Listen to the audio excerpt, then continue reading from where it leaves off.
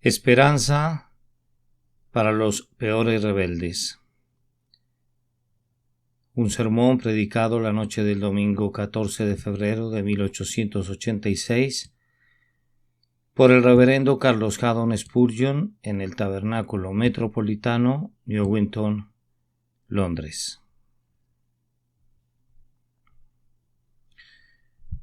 Convertíos, hijos rebeldes, y sanaré vuestras rebeliones. He aquí, nosotros venimos a ti porque tú eres Jehová, nuestro Dios. Ciertamente vanidad son los collados y el bullicio sobre los montes.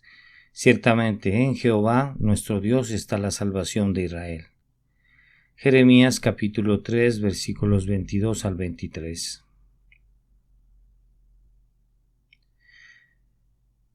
El pecado, con toda certeza, es causa de amargura, y entre más se demore en venir esta amargura, más pesada será cuando llegue.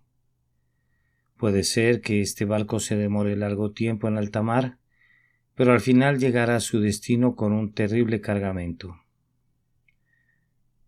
Nunca ha existido una persona que haya quebrantado la ley de Dios que al fin no lo haya tenido que lamentar. El que hiciere hoyo caerá en él, y el que aportillare vallado le morderá la serpiente. Es uno de los proverbios de Salomón y es verdaderamente cierto.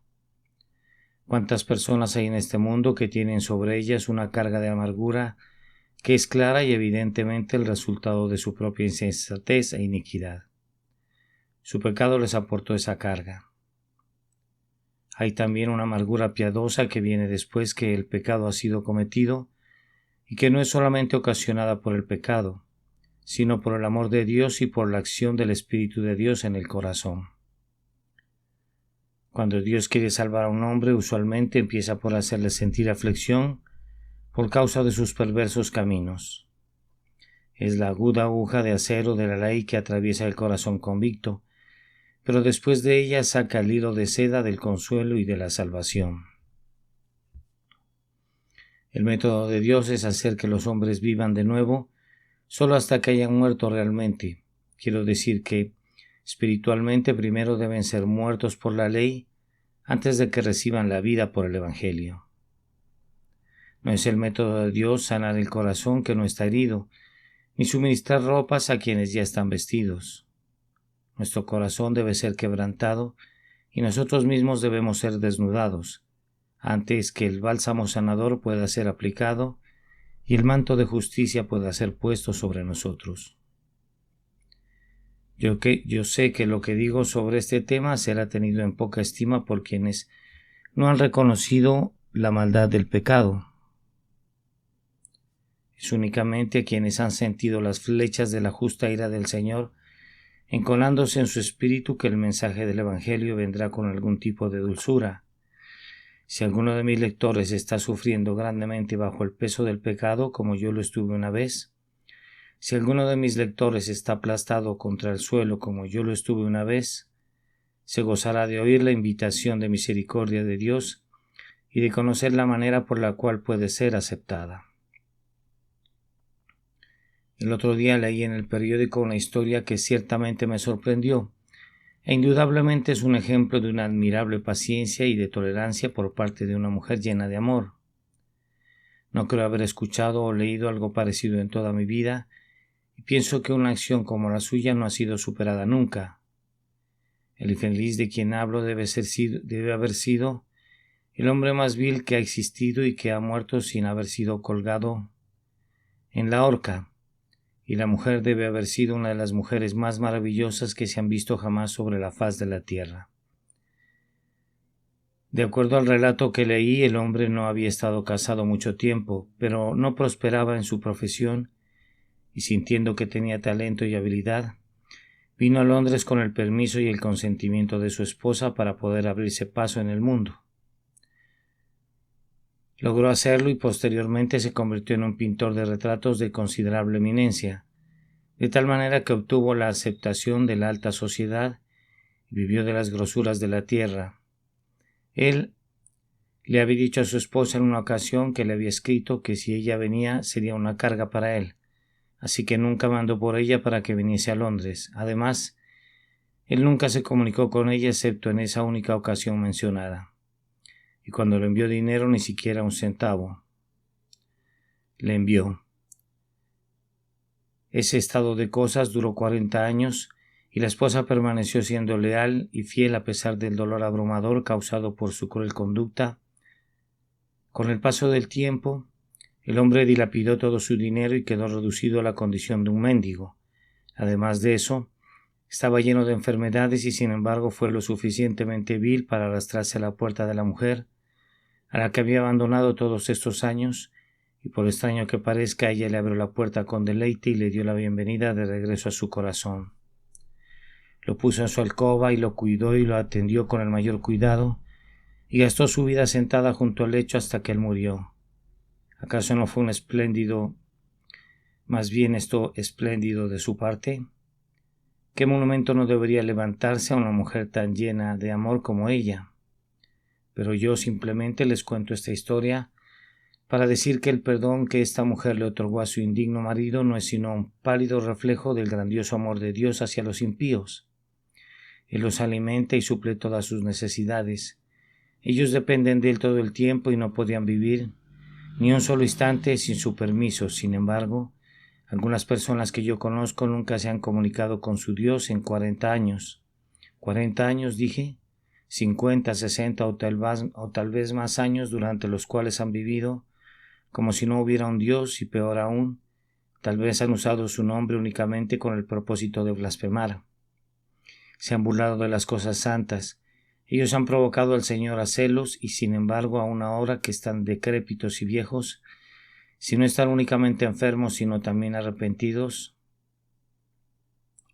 si están quebrantados y desesperados, si simplemente vienen arrastrándose a la puerta de Dios, Él les dirá: entren y sean bienvenidos. Él nunca ha rehusado hasta ahora recibir un alma que haya venido a Él por Jesucristo su Hijo, y Jesucristo mismo ha dicho: al que a mí viene no le echo fuera. Oh, cuántos viejos pecadores han venido a Cristo incluso a los 80 años de edad, y Él nunca ha dicho una palabra acerca de esos 80 años de perversidad. Más bien Él les ha dicho a cada uno de ellos: entra, yo morí por ti, entra, eres bienvenido. Se han cometido muchos pecados y de los más graves, y sin embargo quienes los han cometido han sido perdonados gratuitamente. ¿Qué le dijo el Señor Jesús a Saulo de Tarso? Yo soy Jesús a quien tú persigues. Dura cosa te es dar coces contra el aguijón. Sin embargo, habiéndole preguntado: ¿por qué me persigues?, no tuvo nada más que decirle como reprensión o reprimenda, sino que borró su pecado y más que eso, lo consideró digno y le dio un ministerio. De tal forma que este mismo hombre pudo decir más tarde: a mí, que soy menos que el más pequeño de todos los santos, me fue dada esta gracia de anunciar entre los gentiles el evangelio de las inescrutables riquezas de Cristo. Yo confío con todo mi corazón que la infinita misericordia y la paciencia de Dios puedan ser comprobadas por algunos que me están leyendo el día de hoy y que nunca se han acercado a Dios. Oren, amados amigos cristianos, para que así sea. Al tratar este tema voy a resaltar dos cosas contenidas en mi texto. La primera es el llamado de Dios: convertíos, hijos rebeldes, y sanaré vuestras rebeliones. La segunda es el método de obedecer el llamamiento. Esto se expone en las palabras: he aquí, nosotros venimos a ti, porque tú eres Jehová nuestro Dios. Ciertamente vanidad son los collados y el bullicio sobre los montes. Ciertamente en Jehová nuestro Dios está la salvación de Israel. Entonces, para comenzar, aquí está el llamado de Dios: convertíos, hijos rebeldes, y sanaré vuestras rebeliones. Puedes observar que es un llamado para volver a Dios, y eso quiere decir, en primer lugar, acordarse de Él, comenzar a pensar en Él, dejar que sea un Dios viviente para ti. Vuelve a Él en tus pensamientos. El Señor Jehová es el factor más grandioso del universo. Él obra todas las cosas. Él es la gran unidad sin la cual todos los demás componentes serían cero. Él te hizo. Tú eres dependiente de Él día tras día. Antes de mucho tiempo tu espíritu debe regresar al Dios que te lo dio y tendrás que comparecer ante su trono de juicio. Como de todas las cosas que existen, ¿olvidarás a la principal de todas ellas, al gran yo soy? Dices que no hay Dios. Entonces no tengo nada que ver contigo. Tu conducta al olvidarlo a Él puede ser muy consistente con esa declaración, aunque estoy seguro de que sabes que no es cierto. Pero si hay un Dios y crees en Él, y crees que Él es Dios, comienzas a pensar en Él en la proporción de vida. Quiero decir que como Él es el más grandioso de todos los seres, dale a Él tus pensamientos más grandes y más elevados, y como Él es digno de ser reverenciado a lo sumo, dale a Él tu consideración más reverente y cuidadosa. Pienso que no te estoy pidiendo demasiado. Ciertamente, si estás arrepentido de tu pecado y deseas que el Señor te perdone, lo primero que debes hacer es obedecer a ese antiguo mandamiento. Vuelve ahora en amistad con Él y tendrás paz y por ello te vendrá bien. Yo sé que el recuerdo de tu pecado a veces te turba y así debe ser y te hará bien sentirte dolido si eso te conduce a volver al Señor contra quien has pecado. Si has ofendido a alguien, ve y confiesa tu ofensa y rectifica lo hecho. Tal vez dices que esa persona no te cae bien y no tienes ganas de verla. Por supuesto que no tienes ganas, pero eso solamente demuestra cuán correcto sería que lo hicieras. Esa antipatía tuya ha brotado de dos cosas. Primero, haber sido tú el que ofendió, y en segundo lugar, no conocer al que ofendiste. Ahora, si esas dos cosas son reconocidas y confesadas y remediadas, pronto descubrirás que pensar en Dios es lo más deleitable del mundo. Regocijarte en Él y en toda su obra será tu deleite por encima de todas las cosas. Entonces, empieza a pensar en Dios, porque esto es lo que Él quiere decir cuando ordena convertíos hijos rebeldes. Lo siguiente es volverte a Él de verdad. Yo sé que debe haberte impactado el ejemplo que usé en este capítulo, pero no puedo evitar ese sentimiento de vergüenza. Cómo Dios usó este símbolo es lo suficiente bueno para mí, y estoy seguro que hay un significado instructivo en él. Tengo que volver otra vez al ejemplo. Vamos a suponer, así de malo como es el caso, no necesitamos ir tan lejos para encontrar algo que se le parezca, que una mujer ha ofendido severamente el honor de su esposo, se ha ido lejos y lo ha abandonado y se ha sumido en todo tipo de pecados y de vicios. Bueno, ahora supongamos que le llegaran estas palabras: regresa. Él lo sabe todo. Él se da cuenta de todo lo que eso significa, se ha dolido de todo ello, pero sin embargo te dice regresa. Ella responde: lo he gastado todo, estoy vestida de harapos, el lugar donde vivo es miserable, los que una vez me adularon y vivieron conmigo en pecado me han abandonado.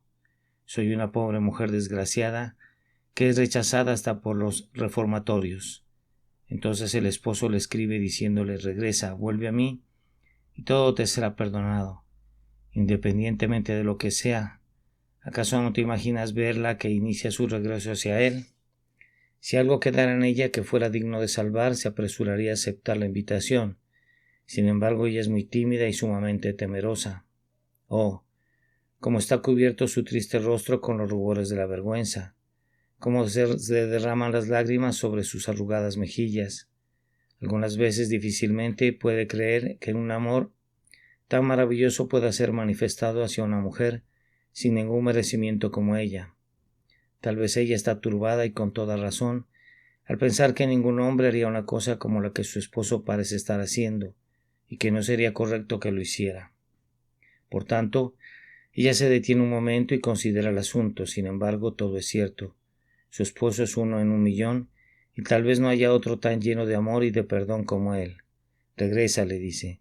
Solamente confiesa tu transgresión y regresa a mí tal como estás. Me parece que ella sería ciertamente una mujer miserable si no sintiera que debería dedicar todo el resto de su vida a servir y amar a un marido tan indulgente como el suyo. Ahora, así es precisamente como el Señor ofrece tratar contigo. Él dice: regresa. No diré nada acerca del pasado. Yo deshice como una nube tus rebeliones y como niebla tus pecados. Vuélvete a mí, porque yo te redimí. He perdonado tus iniquidades, las puse todas sobre mi amado Hijo. Él murió por ti. Su sangre preciosa ha quitado toda tu culpa. Vuelve a mí, vuelve a mí. Con amor eterno te he amado. Por tanto te prolongué mi misericordia. Vuelve a mí. Jehová, el Dios de Israel, dice que él aborrece el repudio.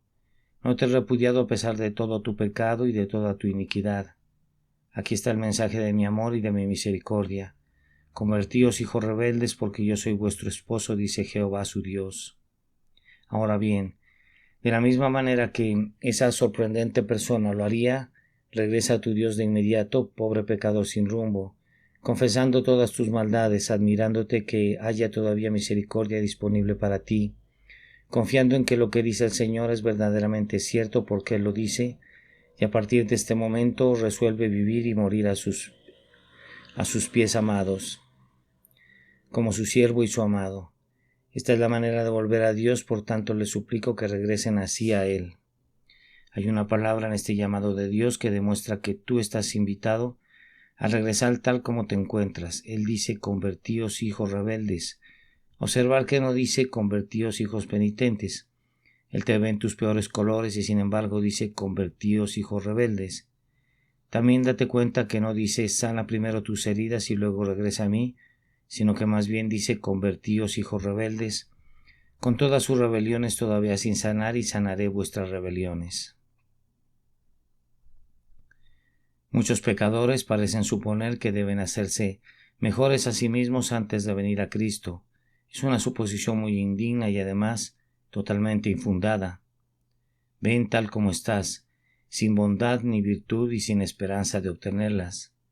Ven a Cristo para obtener todo, pero todos los que quieren ser salvos deben creer en Jesús y arrepentirse de sus pecados, dirá alguno. Exactamente así es, pero Cristo no quiere que tú empieces la obra de salvación para que luego Él la termine. Él nunca vino para hacer pesos y agregar la última media onza a todo lo que tú has juntado. Ven a Él sin nada y Él llenará la alabanza. Ven vacío, harapiento, sucio, tal como estás, y cree en Dios que justifica al impío. Arrógate en los brazos de quien vino a llamar, no a los justos sino a los pecadores al arrepentimiento.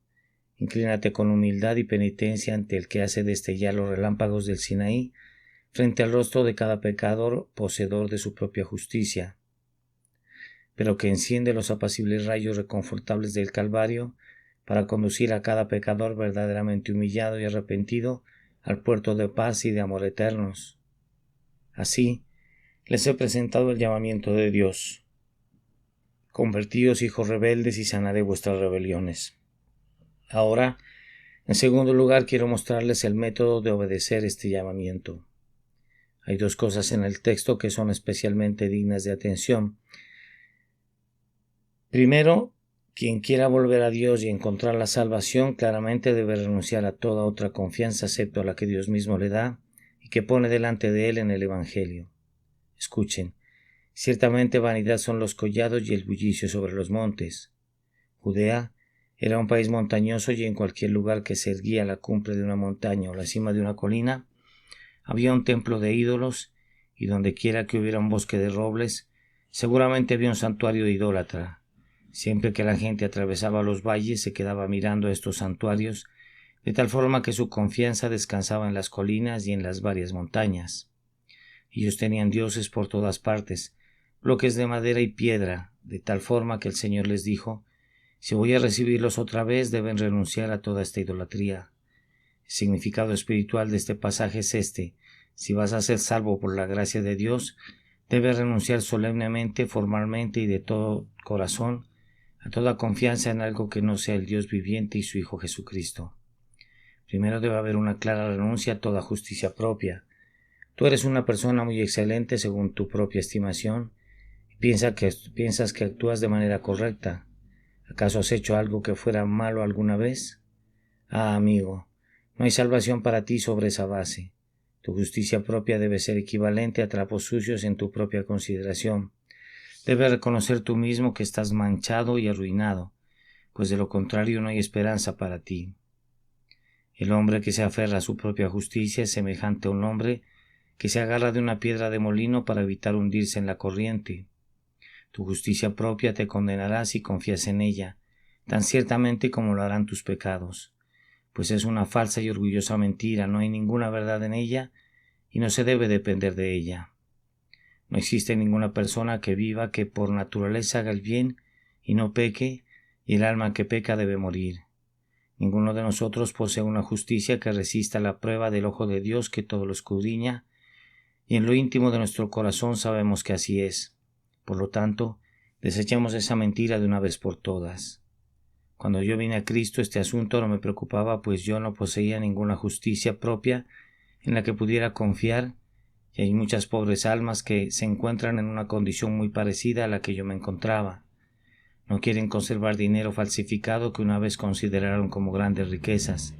Están ansiosos de librarse de él.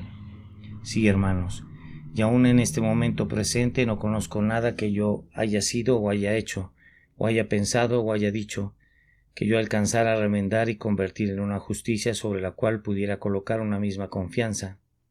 No tengo nada en que confiar excepto en la sangre y la justicia de Jesucristo, mi Señor y Salvador, y es más, no deseo tener y nunca tendré ninguna otra base de confianza, y estoy seguro, amados hermanos, que ustedes deben edificar sobre el mismo cimiento, pues de lo contrario Cristo no los salvará nunca. Ustedes deben renunciar completamente a toda confianza basada en su justicia propia. A lo otro que debes renunciar es a tu propia fuerza. Hay muchos jóvenes a quienes he conocido que se han entregado a la impureza y a la borrachera, y a quienes algunos buenos amigos han advertido para que vean el mal de su curso de acción, pero que han respondido: sí, lo veo, y voy a corregir todo y voy a volverme a un abstemio, voy a abandonar a mis malas compañías, voy a alejarme del camino del mal y seré perfectamente bueno, sé que así será. Tengo gran fortaleza mental y siempre podré controlarme. Discúlpame, querido amigo, pero me gustaría decirte de manera muy cortés y amable que eres un insensato. No tienes ninguna fuerza y lo que es peor, aunque la tuvieras ciertamente estarías perdido, pues yo leo en lo que concierne a los que son salvos, Cristo, cuando aún éramos débiles, a su tiempo murió por los impíos. De modo que aquellos por quienes murió no poseían ninguna fuerza. Créeme, querido amigo, que tú no tienes fuerzas. Oh, he visto a muchos jóvenes con espléndidos principios morales que confían en sí mismos. ¿Dónde fueron sus principios morales cuando los hermosos labios y el rostro sonriente de una mujer los indujeron al desenfreno? ¿O cuando en alegre compañía bebieron copa tras copa de vino que llegaron a perturbar su equilibrio mental, llevándolos a decir cosas que nunca se imaginaron que pudieran salir de sus bocas? El profeta Eliseo le dijo al pobre Hazael todas las atrocidades que cometería, y él preguntó: ¿qué es tu siervo, este perro, para que haga tan grandes cosas? No, él no era un perro, sino que era peor que un perro, pues era un diablo y sin embargo no lo sabía. Y hay muchas personas que se ven hermosas en su exterior, que son como el árbol de John Bunyan, que era verde por fuera, pero internamente estaba tan podrido que solo hubiera servido para alimentar la lumbre del diablo. Debes renunciar a tu propia fuerza, y no que tengas mucha fuerza, pero la poca que tengas, renuncia a ella completamente, renuncia a toda confianza en tu propia fortaleza, así como en tu propia justicia. Con eso también debe irse toda confianza en tu propio conocimiento y en tus habilidades, y aún en tu propio entendimiento. Sin embargo, esta es la perdición y la ruina de muchas personas, pues saben tanto que, como el perezoso de Salomón, son más sabios en su propia vanidad que 7 hombres que puedan proporcionar un argumento. Miren cómo tratan a la propia Biblia cuando la abren. No es para poder oír lo que Dios dice en ella, sino más bien para comentarle a Dios lo que Él debió haber dicho. Cuando condescienden a escuchar el Evangelio, no es para conocer en qué consiste el Evangelio, sino para que puedan evaluar cómo lo predica el hombre. ¿Es un predicador elocuente? ¿Usa palabras hermosas? Eso es todo lo que a muchos les importa, señores. Aunque yo pudiera usar palabras grandilocuentes, yo desdeñaría hacer eso para no tener la posibilidad de arruinar sus almas. Como el apóstol Pablo dijo, así digo yo, no con sabiduría de palabras para que no se haga vana la cruz de Cristo. Si yo pudiera llevarlos al cielo usando las palabras más sencillas que puedan expresarse, yo preferiría hacerlo antes que dejar que alguno perezca en sus pecados, debido a que yo estaba ansioso de desplegar sutilezas de lenguaje y bellezas de estilo. Hay quienes son tan maravillosamente sabios que podrían disputar con el ángel Gabriel o con el propio arcángel Miguel. Salomón. Vamos, Salomón, no lo sabía todo. Pero estos hombres sí, de acuerdo a sus propias ideas, no solamente lo saben todo, sino todavía un poco más que eso. Si alguna vez necesitáramos que alguien gobernara la nación, Me propondría encontrar a 50 primeros ministros, pues tan sabios en su propia estima son tantos hombres, que debo añadir que son muy pequeños y muy insensatos, cuando son pesados en la balanza del santuario y en la infalible balanza que Dios sostiene en su mano. Escuchen esto ustedes, grandes de la tierra. Si no os volvéis y os hacéis como niños, no entraréis en el reino de los cielos. El que quiera ser un hijo de Dios debe volverse como un niño.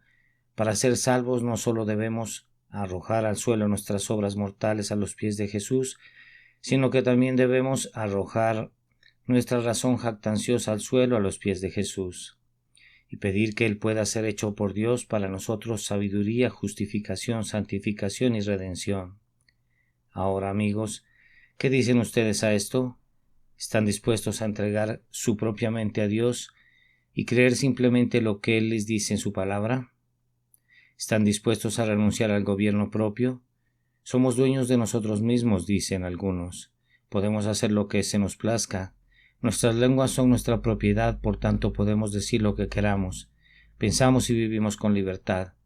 Déjenme decirles que si ustedes son salvos por Cristo, entonces encontrarán la única libertad verdadera que podrán gozar jamás. Pero primero debe haber un sometimiento completo de ustedes a su Dios. Responde ahora, ¿quién va a gobernar?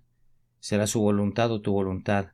¿Será a su manera o a tu manera? Si va a ser a tu manera, será tu ruina, pero si va a ser a la manera de Dios, será tu salvación.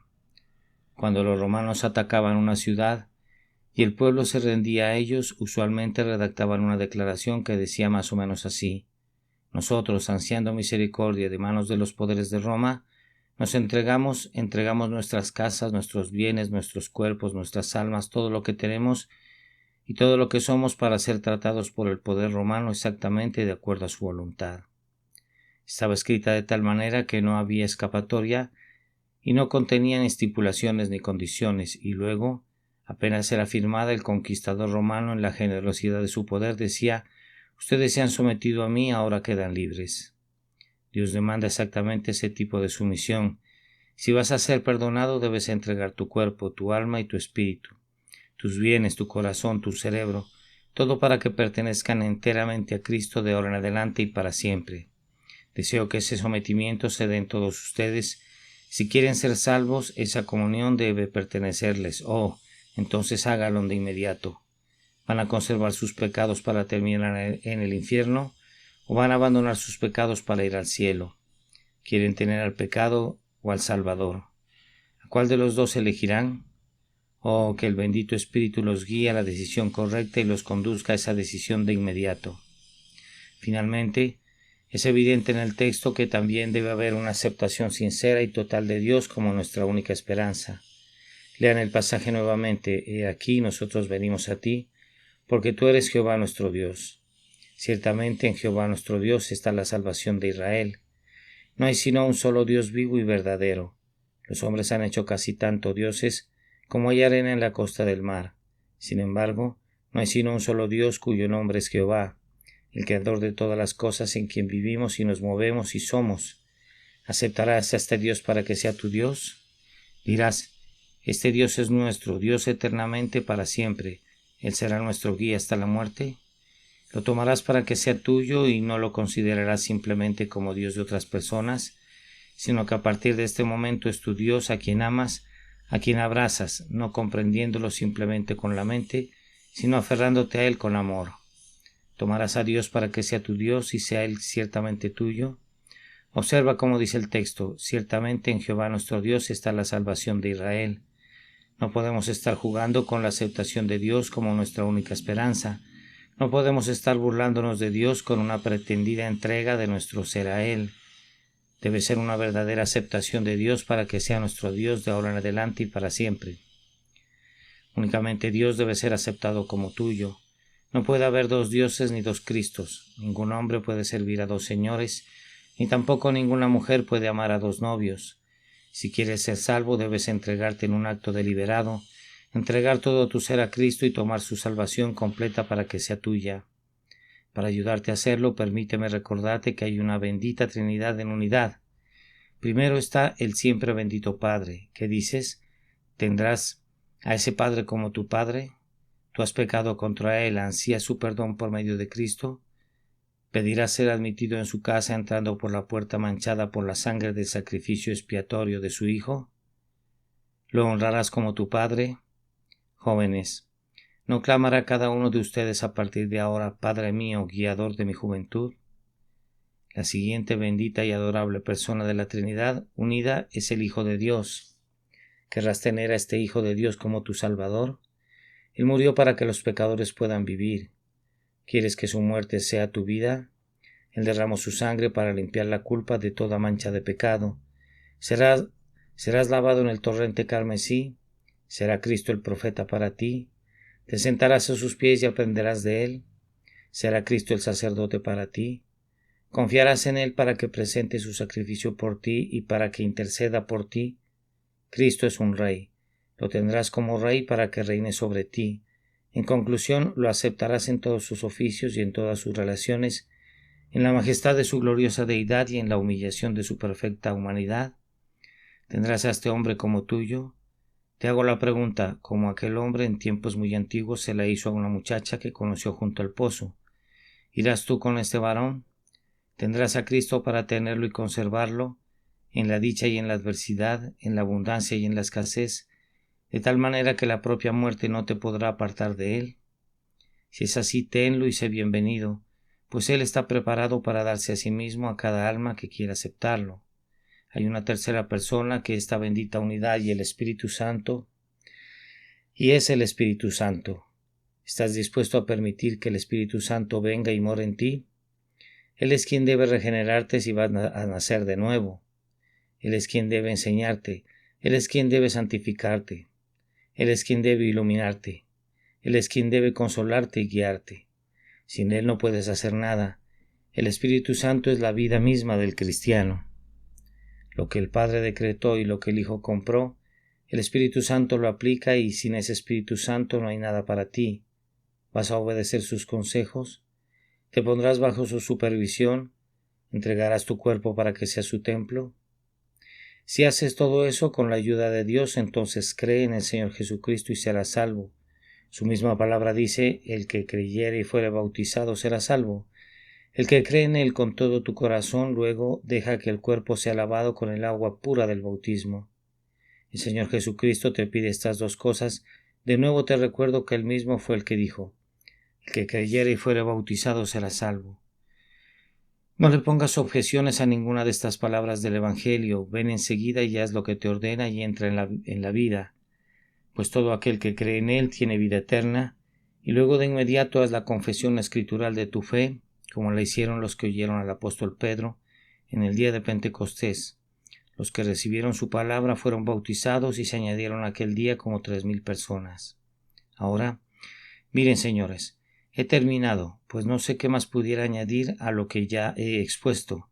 Si supiera qué más pudiera agregar, entonces lo haría, pero les diré que pienso que todo este asunto, y más bien de todo este asunto, si yo hubiera venido a este tabernáculo el día de hoy, consciente de mi culpa y deseoso de ser salvado, siento que después de escuchar lo que se ha predicado esta noche, no podría salir de este lugar sin rechazar deliberadamente la invitación del Evangelio. Si es que la rechazara, ruego que ustedes no la rechacen, sino que la acepten. Por Cristo nuestro Señor. Amén. Esperanza para los peores rebeldes. Un sermón predicado la noche del domingo 14 de febrero de 1886 por el reverendo Carlos Haddon Spurgeon en el Tabernáculo Metropolitano, Newington, Londres. Convertíos, hijos rebeldes, y sanaré vuestras rebeliones. He aquí nosotros venimos a ti, porque tú eres Jehová, nuestro Dios. Ciertamente vanidad son los collados, y el bullicio sobre los montes, y ciertamente en Jehová nuestro Dios está la salvación de Israel. Jeremías capítulo 3, versículo 22 al 23.